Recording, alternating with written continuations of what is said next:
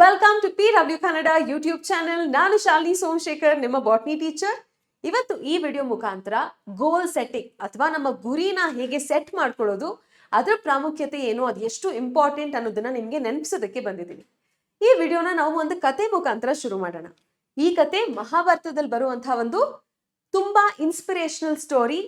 ನನಗೆ ಪರ್ಸ್ನಲಿ ಯಾವಾಗಾದ್ರೂ goal set ಮಾಡಬೇಕು ಅಂತ ಅಂದ್ರೆ, ಪ್ರೊಫೆಷನಲ್ ಆಗಿಲಿ ಅಥವಾ ಪರ್ಸ್ನಲ್ ಆಗಲಿ, ನಾನು ಯಾವಾಗಲೂ ಈ ಕತೆನ ಒಂದ್ಸತಿ ನೆನಪಿಸ್ಕೋತೀನಿ. ಬಿಕಾಸ್ ಈ ಕತೆ ನನಗೆ ತುಂಬಾ ಇನ್ಸ್ಪೈರ್ ಮಾಡುತ್ತೆ ಮತ್ತೆ ಮೋಟಿವೇಟ್ ಮಾಡುತ್ತೆ.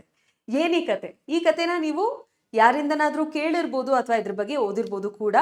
ಬಟ್ ಇನ್ನೊಂದ್ಸತಿ ರಿಮೈಂಡ್ ಮಾಡ್ತೀನಿ, ಸೊ ದ್ಯಾಟ್ ನೀವು ನಿಮ್ಮ ಗುರಿ ಸಾಧನೆಗೆ ಇದನ್ನ ಯೂಸ್ ಮಾಡ್ಕೊಳ್ಳಿ ಇನ್ಸ್ಪಿರೇಷನ್ ಆಗಿ ಅಂತ. ಓಕೆ, ಸೊ ಈ ಕತೆ ನಡೆಯೋದು ಮಹಾಭಾರತದಲ್ಲಿ. ನಿಮಗೆ ಗೊತ್ತಿದೆ, ಯುವರಾಜರು ಕೌರವರು ಮತ್ತೆ ಪಾಂಡವರು ಇಬ್ರು ಕೂಡ ಗುರು ದ್ರೋಣಾಚಾರ್ಯರ ಹತ್ರ ಬೇರೆ ಬೇರೆ ವಿದ್ಯೆಗಳನ್ನ ಕಲ್ತ್ಕೊಳ್ತಾ ಇದ್ರು. ಅವರು ಬಿಲ್ ವಿದ್ಯೆ ಕಲಿತಾ ಇದ್ರು, ಸ್ವೋರ್ಡ್ ಫೈಟಿಂಗ್ ಕಲಿತಾ ಇದ್ರು. ಒಂದು ಮಹಾರಾಜ ಆಗೋದಕ್ಕೆ ಏನೆಲ್ಲ ಸ್ಕಿಲ್ಸ್ ಬೇಕಿದೆ ಅದನ್ನೆಲ್ಲ ಅವರು ಗುರು ದ್ರೋಣಾಚಾರ್ಯರ ಹತ್ರ ಕಲ್ತ್ಕೊಳ್ತಾ ಇದ್ರು.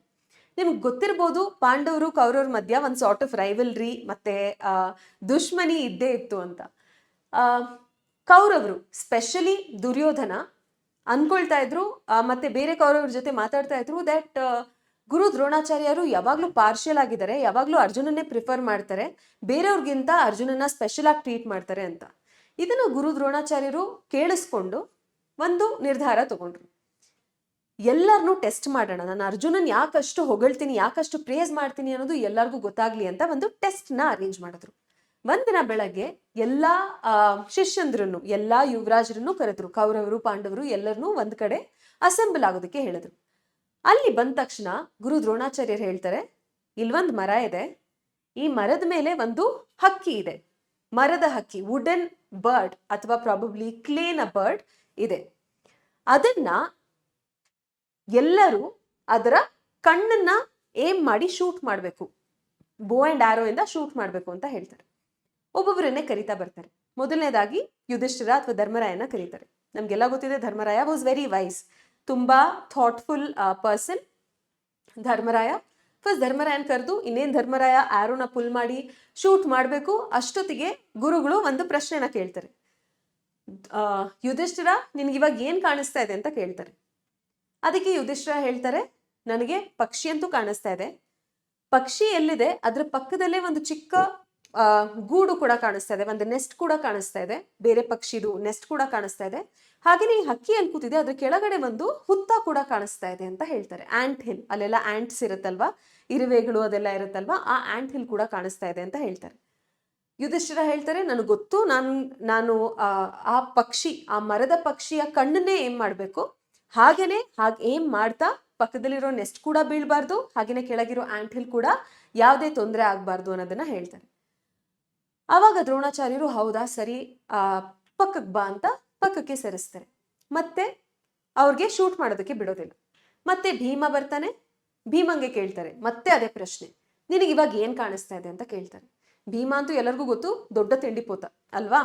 ಸೊ ಭೀಮ ಹೇಳ್ತಾನೆ, ನನಗೆ ಹಿಂದೆ ಕಡೆ ಇರೋ ಸ್ಕೈ, ಆಕಾಶ ಕಾಣಿಸ್ತಾ ಇದೆ, ಅದರಲ್ಲಿರೋ ಮೋಡಗಳು ಕಾಣಿಸ್ತಾ ಇದೆ, ಮರದಲ್ಲಿರೋ ಎಲೆಗಳು ಅಲ್ಲಾಡ್ತಾ ಇರೋದು ಕಾಣಿಸ್ತಾ ಇದೆ, ಪಕ್ಷಿನೂ ಕಾಣಿಸ್ತಾ ಇದೆ, ಬಟ್ ಹಣ್ಣುಗಳೆಲ್ಲ ಕೂಡ ಕಾಣಿಸ್ತಾ ಇದೆ ಅಂತ. ಅವಾಗ ಗುರುಗಳು ಹೇಳ್ತಾರೆ, ಸರಿ, ನೀನು ಪಕ್ಕಕ್ಕೆ ಸರಿ ಅಂತ. ಅದಾದ ನಂತರ ಪಾಂಡವನ್ ಕರೀತಾರೆ. ಮೂರನೇ ಪಾಂಡವ, ಮಧ್ಯಮ ಪಾಂಡವ ಅರ್ಜುನನ್ ಕರೆದು ಮತ್ತದೇ ಪ್ರಶ್ನೆ ಕೇಳ್ತಾರೆ, ನಿನ್ಗಿವಾಗ ಏನ್ ಕಾಣಿಸ್ತಾ ಇದೆ ಅದನ್ನ ಹೇಳು ಅಂತ. ಆಗ ಅರ್ಜುನ ಹೇಳ್ತಾನೆ, ನನಗೆ ಪಕ್ಷಿಯ ಕಣ್ಣನ್ನ ಬಿಟ್ಟು ಬೇರೆ ಏನು ಕಾಣಿಸ್ತಾ ಇಲ್ಲ ಅಂತ. ಎಕ್ಸಾಕ್ಟ್ಲಿ ಅದೇ ಪ್ರತಿಯೊಂದು ಬಿಲ್ವಿದ್ಯೆ ಕಲಿತಿರುವಂತಹ ಒಂದು ಇಂಡಿವಿಜುವಲ್ದು ನೇಚರ್ ಆಗಿರ್ಬೇಕು. ನಮ್ಮನ್ನ ಎಕ್ಸಾಕ್ಟ್ ಆಗಿ ಒಂದೇ ಪಾಯಿಂಟ್ ಅಲ್ಲಿ ಸ್ಪೆಸಿಫೈ ಮಾಡಿ ಅದೇ ಪಾಯಿಂಟ್ಗೆ ಏಮ್ ಮಾಡಿ ಶೂಟ್ ಮಾಡಬೇಕು ಅಂತ ಹೇಳಿದಾಗ ಬೇರೆ ಯಾವುದೇ ಡಿಸ್ಟ್ರಾಕ್ಷನ್ ಕೂಡ ನಮಗೆ ಕಾಣಿಸ್ಬಾರ್ದು. ನಮ್ಮ ಗುರಿ ಮೇಲೆ ಮಾತ್ರ ನಮ್ಮ ಫೋಕಸ್, ನಮ್ಮ ಗಮನ ಇದ್ದಾಗ ಆ ಗುರಿನ ನಾವು ಸಾಧಿಸೋದಕ್ಕೆ ಸಾಧ್ಯ. ಈ ಕತೆ ನಾನು ಯಾಕೆ ಹೇಳ್ತಾ ಇದ್ದೀನಿ, ನಿಮ್ಗೆ ಇವಾಗ ಸ್ವಲ್ಪ ಮಟ್ಟಿಗೆ ಅರ್ಥ ಆಗಿರ್ಬೋದು. ನಾವೆಲ್ಲರೂ ಒಂದ್ ಗೋಲ್ ಇಟ್ಕೊಂಡಿರ್ತೀವಿ ಲೈಫಲ್ಲಿ. ನಾನು KCET ಫಸ್ಟ್ ರ್ಯಾಂಕ್ ಬರಬೇಕು, ಅಥವಾ KCETಯಲ್ಲಿ veterinary seat, free government seat ಸಿಗಬೇಕು, ಅಥವಾ ಡಾಕ್ಟರ್ ಆಗಬೇಕು, ಹಲವಾರು ಗೋಲ್ ಇಟ್ಕೊಂಡಿರ್ತೀವಿ. ಬಟ್ ಆ ಗೋಲ್ ಬಗ್ಗೆ ನಮಗೆ ಕ್ಲಾರಿಟಿ ಇಲ್ಲ ಅಂತ ಅಂದ್ರೆ ನಾವು ಆ ಗೋಲ್ನ ಅಚೀವ್ ಮಾಡೋದಕ್ಕೆ ಸಾಧ್ಯ ಇಲ್ಲ. ನನಗೇನು ಬೇಕು, ನಾನು ಡಾಕ್ಟರ್ ಆಗಬೇಕು, ಅಥವಾ ನನಗೇನು ಬೇಕು, ನಾನು ಒಳ್ಳೆ ಕಾಲೇಜಲ್ಲಿ ಕಂಪ್ಯೂಟರ್ ಸೈನ್ಸ್ ಇಂಜಿನಿಯರಿಂಗ್ ಮಾಡಬೇಕು, ಅಥವಾ ಒಳ್ಳೆ ಕಾಲೇಜಲ್ಲಿ ನಾನು ಆರ್ಟಿಫಿಷಿಯಲ್ ಇಂಟೆಲಿಜೆನ್ಸ್ AI ರಿಲೇಟೆಡ್ ಏನೋ ಒಂದು ಕೋರ್ಸ್ ಮಾಡಬೇಕು. ಇದಕ್ಕೆ ನನ್ನ KCET ಸ್ಕೋರ್ ಎಷ್ಟಿರಬೇಕು, ಈ ಸ್ಕೋರ್ ನನಗೆ ಬರಬೇಕು ಅಂತ ಅಂದರೆ ನನ್ನ ಪ್ರಿಪ್ರೇಷನ್ ಹೇಗಿರಬೇಕು, ಇದ್ರ ಬಗ್ಗೆ ಎಲ್ಲ ನಮಗೆ ಗಮನ ಇರಲ್ಲ. ರ್ಯಾಂಡಮ್ ಆಗಿ ವೇಗಾಗಿ ನಾನು ಇಂಜಿನಿಯರ್ ಆಗಬೇಕು ಅಷ್ಟೇ ನಮಗೆ ಗೊತ್ತಿರುತ್ತೆ. ಯಾವ ಕಾಲೇಜ್ನಲ್ಲಿ, ಯಾವ ಬ್ರಾಂಚ್ನಲ್ಲಿ, ಅದಕ್ಕೆ ನಿಮ್ಗೆ ಎಷ್ಟು ಸ್ಕೋರ್ ಬೇಕು, ಇದ್ರ ಬಗ್ಗೆ ನಾವು ತಲೆ ಕೆಡಿಸ್ಕೊಳ್ಳೋಕ್ಕೆ ಹೋಗಲ್ಲ, ಸುಮ್ಮನೆ ಓದ್ಕೋತಾ ಹೋಗ್ತಾ ಇರ್ತೀವಿ ಅಲ್ವಾ. ಸೊ ನಮಗೆ ಏನಾದರೂ ಒಂದು ಗುರಿ ಇದೆ ಅಂತ ಅಂದರೆ, ಲಕ್ಷ್ಯ ಇದೆ ಅಂತ ಅಂದರೆ, ಗುರಿ ಅಥವಾ ಲಕ್ಷ್ಯ ಇದೆ ಅಂತ ಅಂದರೆ ಅದ್ರ ಬಗ್ಗೆ ಕ್ಲಾರಿಟಿ ಇರಬೇಕು, ಒಂದು ಕಾಂಕ್ರೀಟ್ ಐಡಿಯಾ ಇರಬೇಕು. ಆ ಲಕ್ಷ್ಯ ನಮಗೆ ಸರಿಯಾಗಿ ಕಾಣಿಸ್ತಾ ಇಲ್ಲ ಅಂತ ಅಂದರೆ ನಾವು ಎಲ್ಲೇ ಮಾಡೋಕ್ಕೆ ಸಾಧ್ಯ? ಬೇರೆ ಬೇರೆ ಜಾಗಕ್ಕೆ ಹೋಗುತ್ತೆ, ಡಿಸ್ಟ್ರಾಕ್ಷನ್ಸ್ ಇರೋ ಕಡೆಗೆ ಹೋಗುತ್ತೆ. ನಮ್ಮ ಲಕ್ಷ್ಯದ ಮೇಲೆ ಮಾತ್ರ ನಮ್ಮ ಗುರಿ ಇರಬೇಕು, ಅದು ತುಂಬ ಇಂಪಾರ್ಟೆಂಟ್.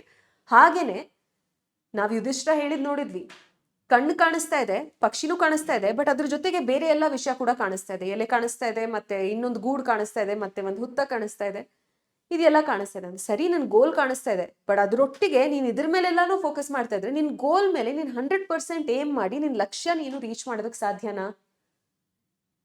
ಕಷ್ಟ ಆಗ್ಬಿಡತ್ತೆ ಅಲ್ವಾ. ಸೊ ಇಂಪಾರ್ಟೆಂಟ್ಲಿ ನಾನು ಇಲ್ಲಿ ಏನ್ ಹೇಳಕ್ ಹೊರಟಿದ್ದೀನಿ ಅಂತ ಅಂದ್ರೆ, ಗೋಲ್ ಇಟ್ಕೋಬೇಕು, ಗೋಲ್ದ ಬಗ್ಗೆ ಪಕ್ಕ ಕ್ಲಾರಿಟಿ ಇರ್ಬೇಕು. ಏನ್ ಎಕ್ಸಾಕ್ಟ್ಲಿ ಬೇಕು ನನಗೆ, ನನ್ನ ಗೋಲ್ ಏನು, ಅದಕ್ಕೆ ನನ್ನ ಎಫರ್ಟ್ ಏನಿರ್ಬೇಕು, ಅದ್ರ ಬಗ್ಗೆ ಕ್ಲಾರಿಟಿ ಇರಬೇಕು. ಹಾಗೇನೆ ಆ ಗೋಲ್ನ ಬಿಟ್ಟು ಬೇರೆ ಏನು ನಿಮ್ಗೆ ಕಾಣಿಸ್ಬಾರ್ದು. ಏನೇ ಡಿಸ್ಟ್ರಾಕ್ಷನ್ ಇದ್ರೂ ಕೂಡ ಆ ಡಿಸ್ಟ್ರಾಕ್ಷನ್ ಎಲ್ಲ ನೀವು ರಿಮೂವ್ ಮಾಡಬೇಕು. ಆವಾಗ ಮಾತ್ರ ನೀವು ನಿಮ್ಮ ಲಕ್ಷ್ಯ ಸಾಧಿಸೋದಕ್ಕೆ ಸಾಧ್ಯ. ಸೊ ನಾವು ನಮ್ಮ ಗೋಲ್ ಪ್ರಾಬಬ್ಲಿ KCET ಫಸ್ಟ್ ರ್ಯಾಂಕ್ ತಗೊಳ್ಬೇಕು ಅನ್ನೋದು ನಿಮ್ ಗೋಲ್ ಆಗಿರ್ಬೋದು, ಫಸ್ಟ್ ರ್ಯಾಂಕ್ ತಗೊಳ್ಬೇಕು ಅನ್ನೋದು ನಿಮ್ ಗೋಲ್ ಆಗಿರ್ಬೋದು. ಬಟ್ ಅದ್ರ ಸುತ್ತ ಕಲರ್ ಆಗಿ ಎಷ್ಟೊಂದು ಡಿಸ್ಟ್ರಾಕ್ಷನ್ ಇದೆ. ಕಪ್ಪಗಿದೆ ನಿಮ್ ಗೋಲ್, ಕತ್ಲು ತರ ಕಾಣಿಸುತ್ತೆ, ಲೋನ್ಲಿನೆಸ್ ಅಂತ ಫೀಲ್ ಆಗುತ್ತೆ. ಆದ್ರೂ ಕೂಡ ನೀವ್ ಈ ಗೋಲ್ನ ಅಚೀವ್ ಮಾಡಬೇಕು ಅಂತ ಅಂದ್ರೆ ತಕ್ಷಣಕ್ಕೆ ಅದು ಕಪ್ಪಗಿರುತ್ತೆ, ಕತ್ಲೆ ಇರುತ್ತೆ. ಅಚೀವ್ ಮಾಡಾದ್ಮೇಲೆ ಅದು ಫುಲ್ ಕಲರ್ಫುಲ್ ಆಗುತ್ತೆ. ಅದನ್ನ ಅಚೀವ್ ಮಾಡೋ ತನಕ ಬೇರೆ ಕಲರ್, ಬೇರೆ ಡಿಸ್ಟ್ರಾಕ್ಷನ್ಸ್ ನ ನೀವು ಬದಿಗಿಡ್ಬೇಕು. ಏನೆಲ್ಲ ಇರ್ಬೋದು ಆ ಡಿಸ್ಟ್ರಾಕ್ಷನ್ಸ್? ಒಂದು ಮೇಜರ್ ಡಿಸ್ಟ್ರಾಕ್ಷನ್ ಎಲ್ಲ ಸ್ಟೂಡೆಂಟ್ಸ್ ನಾವ್ ಏನ್ ನೋಡ್ತೀವಿ, ಅದು ಸೋಷಿಯಲ್ ಮೀಡಿಯಾದು ಅಡಿಕ್ಷನ್. ಫೇಸ್ಬುಕ್ ಇರ್ಬೋದು, ಸ್ನ್ಯಾಪ್ಚಾಟ್, ಇನ್ಸ್ಟಾಗ್ರಾಮ್, ರೆಡಿಟ್, ಇದಕ್ಕೆಲ್ಲ ಅಡಿಕ್ಟ್ ಆಗಿರ್ತಾರೆ ಮಕ್ಕಳು. ಅದಿಲ್ಲದ್ರೆ ಜೀವನನೇ ಇಲ್ಲ ಅನ್ನೋ ತರ ಇರ್ತಾರೆ. ಸೊ ಈ ಅಡಿಕ್ಷನ್ ನೀವು ಬಿಟ್ಬಿಟ್ರೆ, ಇದನ್ನ ಬದಿಗಿಟ್ಬಿಟ್ರೆ ಅರ್ಧ ನಿಮ್ಮ ಏನ್ ಹೇಳ್ತಾರೆ, ನಿಮ್ ಗೋಲ್ ಕಡೆ ನೀವು ಅರ್ಧ ಆಲ್ರೆಡಿ ಸಾಗ್ಬಿಟ್ಟಿರ್ತೀರ. This is one thing that holds back most students. ಬಿಡಕ್ಕಾಗದೇ ಇರೋಷ್ಟು ಅಡಿಕ್ಟ್ ಆಗ್ಬಿಟ್ಟಿರ್ತಾರೆ. ರೀಲ್ಸ್ ಕಳ್ಸೋದು, ಮೀಮ್ಸ್ ಕಳ್ಸೋದು, ಇದೆಲ್ಲ ಟೆಂಪರರಿ ಖುಷಿ ಮಾತ್ರ ನಿಮಗೆ ಸಿಗಕ್ಕೆ ಸಾಧ್ಯ ಇದರಿಂದ. ಬಟ್ ಇದನ್ನ ನೀವು ಅಡಿಕ್ಷನ್ ತರ ಮಾಡ್ಕೊಂಡ್ಬಿಟ್ಟು ಅದಿಲ್ದಿದ್ರೆ ನನಗೆ ಬದುಕಕ್ಕೆ ಆಗಲ್ಲ ಅನ್ನೋ ತರ ಆಗೋಗ್ಬಿಟ್ರೆ ನಿಮ್ಮ ಗೋಲ್ನ ನೀವು ರೀಚ್ ಮಾಡೋದಕ್ಕೆ ಸಾಧ್ಯ ಆಗೋದಿಲ್ಲ. ಓಕೆ, ಸೊ ಆ ಗೋಲ್ನ ಸಾಧಿಸೋ ತನಕ ಈಗ ಏನ್ ಕಲರ್ಫುಲ್ ಡಿಸ್ಟ್ರಾಕ್ಷನ್ಸ್ ನಮ್ಗೆ ಕಾಣಿಸುತ್ತೆ ಅದರಿಂದ ನಾವು ದೂರ ಇಡಬೇಕು. ನೆಕ್ಸ್ಟ್ ಮೇಜರ್ ಡಿಸ್ಟ್ರಾಕ್ಷನ್ ನಾವು ನೋಡೋದು ಸ್ಪೆಷಲಿ ಗಂಡು ಮಕ್ಕಳಲ್ಲಿ IPL ಬಗ್ಗೆ ಕ್ರೇಜ್. ಅಂದ್ರೆ ಯಾವ ಲೆವೆಲ್ ಕ್ರೇಜ್, ಓದೋದು ಬರೆಯೋದು ಎಲ್ಲ ಬಿಟ್ಬಿಟ್ಟು ಅದ್ರ ಬಗ್ಗೆನೇ ಫೋಕಸ್ ಮಾಡ್ತಾರೆ. ವಿರಾಟ್ ಕೊಹ್ಲಿ ಅದೇ ತರ ಬೇರೆ ಮ್ಯಾಚ್ ನೋಡ್ಕೊಂಡು ತಾವ್ ಟ್ರೈನ್ ಮಾಡದೆ, ತಾವ್ ಪ್ರಾಕ್ಟೀಸ್ ಮಾಡದೆ ಇದ್ರೆ ಅವ್ರು ಇವತ್ತು ವಿರಾಟ್ ಕೊಹ್ಲಿ ಟಾಪ್ ಬ್ಯಾಟ್ಸ್ಮನ್ ಆಗೋದಕ್ಕೆ ಸಾಧ್ಯ ಆಗ್ತಾ ಇರಲಿಲ್ಲ. ಓಕೆ, ಯು ಐಡಲೈಸ್ ಕ್ರಿಕೆಟರ್ಸ್, ನೀವು ವರ್ಷಿಪ್ ಮಾಡ್ತೀರಾ ಕ್ರಿಕೆಟರ್ಸ್ನ. ಓಕೆ, ಆ ಕ್ರಿಕೆಟರ್ಸ್ ಏನ್ ಪಾಸಿಟಿವ್ ಕ್ವಾಲಿಟೀಸ್ ಇದೆ, ಆ ಕ್ರಿಕೆಟರ್ಸ್ ಯಾಕೆ ಆ ಲೆವೆಲ್ನ ಇವಾಗ ರೀಚ್ ಮಾಡಿದ್ದಾರೆ, ಅದರಿಂದ ನೀವು ಕೂಡ ಕಲ್ತ್ಕೊಂಡು ನಿಮ್ಮ ಲೈಫಲ್ಲಿ ಅಳವಡಿಸ್ಕೊಂಡ್ರೆ ನಿಮ್ಮ ಲೈಫ್ನ ಹೀರೋ ನೀವೇ ಆಗ್ಬೋದು, ನಿಮ್ಮ ಲೈಫ್ನ ವಿರಾಟ್ ಕೊಹ್ಲಿ ನೀವೇ ಆಗ್ಬೋದು. ಓಕೆ, ಸೊ ಈ ರೀತಿ ಏನು ರಿಯಾಲಿಟಿ ಶೋಸ್ ಬರುತ್ತೆ, ಬಿಗ್ ಬಾಸ್ ಮತ್ತೆ singing reality shows, dance reality shows, ಇದ್ರ ಬಗ್ಗೆ ಎಲ್ಲ ತುಂಬಾ ಇದ್ರ ಮೇಲೆಲ್ಲ ಟೈಮ್ ತುಂಬಾ ವೇಸ್ಟ್ ಆಗ್ಬಿಡುತ್ತೆ. ಸೊ ಅದ್ರ ಮೇಲೆ ಟೈಮ್ ವೇಸ್ಟ್ ಮಾಡದೇ ಇರೋ ರೀತಿ ನೋಡ್ಕೊಳ್ಳಿ.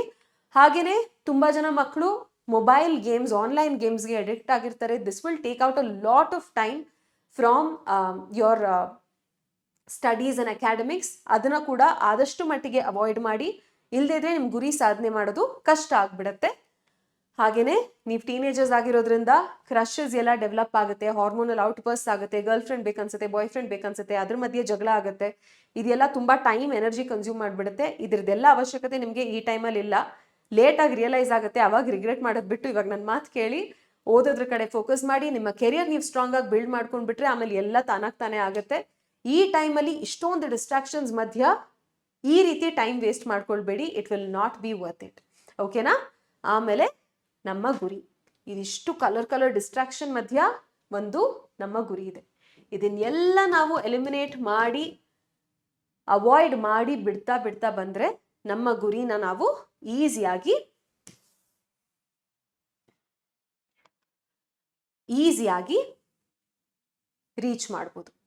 ಸೊ ನಮ್ಮ ಲಕ್ಷ್ಯನ ನಾವು ರೀಚ್ ಮಾಡಬೇಕು ಅಂದರೆ ಏನೆಲ್ಲ ಡಿಸ್ಟ್ರಾಕ್ಷನ್ಸ್ ಇತ್ತು ಆ ಡಿಸ್ಟ್ರಾಕ್ಷನ್ ಎಲ್ಲ ಬಿಟ್ಟು ಅರ್ಜುನನ್ ರೀತಿ ಫೋಕಸ್ ಮಾಡಬೇಕು. ನಿಮಗೆ ಈ ರೀತಿ ಫೋಕಸ್ ಮಾಡೋದ್ರಲ್ಲಿ ಕಷ್ಟ ಆಗ್ತಾ ಇದ್ರೆ, ಅಕೌಂಟಬಿಲಿಟಿ ಇಲ್ಲ ಅಂತ ಅಂದರೆ, ಏನು ಎಕ್ಸಾಕ್ಟ್ಲಿ ಪಾತ್ ತಗೊಳ್ಬೇಕು ಅದು ಗೊತ್ತಾಗ್ತಾ ಇಲ್ಲ ಅಂತ ಅಂದರೆ, ನಮ್ಮ ಹತ್ರ 2 ಬ್ಯಾಚ್ ಇದೆ, ಇನ್ಸ್ಪೈರ್ಡ್ ಬೈ ಅರ್ಜುನ ಆ್ಯಂಡ್ ಲಕ್ಷ್ಯ. ಅರ್ಜುನ KCET ಅಂತ, ಅರ್ಜುನ KCET 2025 ಬ್ಯಾಚ್. ಹಾಗೆಯೇ ವಿ ಆಲ್ಸೋ ಹ್ಯಾವ್ ಅ ಲಕ್ಷ್ಯ KCET 2025. 2 ಬ್ಯಾಚ್ ಇದೆ. Arjuna KCET 2025 batch first PUC ಮಕ್ಕಳಿಗೆ, ಲಕ್ಷ್ಯ KCET 2025 ಬ್ಯಾಚ್ ಸೆಕೆಂಡ್ PUC ಮಕ್ಕಳಿಗೆ. ಈ ಬ್ಯಾಚ್ನ ನಾವು KCET ಬ್ಯಾಚ್ ಅಂತ ಕರೆದ್ರೂ ಕೂಡ ಈ ಬ್ಯಾಚಸ್ನಲ್ಲಿ ಬೋರ್ಡ್ ಎಕ್ಸಾಮ್ ಪ್ರಿಪರೇಷನ್ಗೆ ಹೆಲ್ಪ್ ಮಾಡ್ತೀವಿ, KCET ಎಕ್ಸಾಮ್ಗೂ ಹೆಲ್ಪ್ ಮಾಡ್ತೀವಿ. ಇಲ್ಲಿ ನಿಮಗೆ ಅಕೌಂಟಬಿಲಿಟಿ ಇರುತ್ತೆ. ಫ್ರೀಕ್ವೆಂಟ್ ಆಗಿ ನಾವು ಲೆಕ್ಚರ್ಸ್ನ ಕಂಡಕ್ಟ್ ಮಾಡ್ತೀವಿ. ಪ್ರತಿ ಲೆಕ್ಚರ್ ಆದಮೇಲೆ ಪ್ರಾಕ್ಟೀಸ್ಗೆ ಕ್ವೆಶನ್ಸ್ನ ಕೊಡ್ತೀವಿ. ಅದಾದ ನಂತರ ಬೋರ್ಡ್ ಎಕ್ಸಾಮ್ ಪ್ರಿಪರೇಷನ್ಗೆ ಅಂತ ಪ್ರಾಕ್ಟೀಸ್ ಶೀಟ್ಸ್ನ ಕೊಡ್ತೀವಿ. ಫ್ರೀಕ್ವೆಂಟ್ ಆಗಿ ಟೆಸ್ಟ್ನ ಕಂಡಕ್ಟ್ ಮಾಡ್ತೀವಿ, ಫುಲ್ ಲೆಂತ್ ಮಾಕ್ ಟೆಸ್ಟ್ನ ಕಂಡಕ್ಟ್ ಮಾಡ್ತೀವಿ. ನಿಮ್ಮನ್ನ ಕಂಪ್ಲೀಟ್ ಆಗಿ ಪ್ರಿಪೇರ್ ಮಾಡ್ತೀವಿ KCET ಎಕ್ಸಾಮಿಗೆ. ಈ ಬ್ಯಾಚಸ್ನ ನೀವು ತಗೊಳ್ಬೋದು. ಒರಿಜಿನಲಿ ಈ ಬ್ಯಾಚ್ನ ಪ್ರೈಸ್ 4800 ರೂಪೀಸ್ ಇತ್ತು.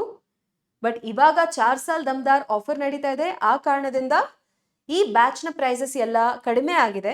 ಸೊ ಯು ಆರ್ ರೈಟ್ ನಾವು ಗೆಟಿಂಗ್ ದಿಸ್ ಸೇಮ್ ಬ್ಯಾಚ್, ಐದರ್ ಅರ್ಜುನ ಆದರೂ ಆಗಿರ್ಬೋದು, ಲಕ್ಷ್ಯ ಆದರೂ ಆಗಿರ್ಬೋದು. ಇಂಡಿವಿಜುವಲಿ ಈ ಬ್ಯಾಚಸ್ನ ಬೆಲೆ ಕಡಿಮೆ ಆಗಿದೆ. You are getting it at just 1999. Almost 1800 ರೂಪಾಯಿನ ಡಿಸ್ಕೌಂಟ್ ಸಿಗ್ತಾ ಇದೆ. ಈ ಆಫರ್ ಇರೋದು ತುಂಬಾ ಕಡಿಮೆ ದಿನ. ಈ ಆಫರ್ನ ಅವೇಲ್ ಮಾಡ್ಕೊಳ್ಳಿ. ಇದು ವ್ಯಾಲಿಡ್ ಇರೋದು ಕೇವಲ few more days, only till 31st May. ಅದಾದ ನಂತರ again the price will go up. ನಿಮ್ಗೆ ಏನಾದರೂ ಗೈಡೆನ್ಸ್ ಬೇಕು ಅಂತ ಅಂದರೆ KCET ಎಕ್ಸಾಮ್ಗೆ, ಬೋರ್ಡ್ ಎಕ್ಸಾಮ್ಗೆ, ಫಸ್ಟ್ PUCಗೆ ಅರ್ಜುನ KCET 2025 ಬ್ಯಾಚ್, ಸೆಕೆಂಡ್ PUCಗೆ ಲಕ್ಷ್ಯ KCET 2025 ಬ್ಯಾಚ್, ಇದೆರಡರ ಮೇಲೂ ಡಿಸ್ಕೌಂಟ್ಸ್ ನಡೀತಾ ಇದೆ. So enroll if you are interested. Enroll ಮಾಡಿದರೆ ಕ್ಲಾಸಲ್ಲಿ ಸಿಗೋಣ. Thank you very much. ಇವತ್ತು ಹೇಳಿದ ಕತೆ ಹೋಪ್ಫುಲಿ ನಿಮಗೆಲ್ಲ ಒಂದು ಮೋಟಿವೇಶನ್ ಸಿಕ್ಕಿದೆ ಅಂತ ಅನ್ಕೊಂಡಿದ್ದೀನಿ for setting your goals. All the very best. Thank you.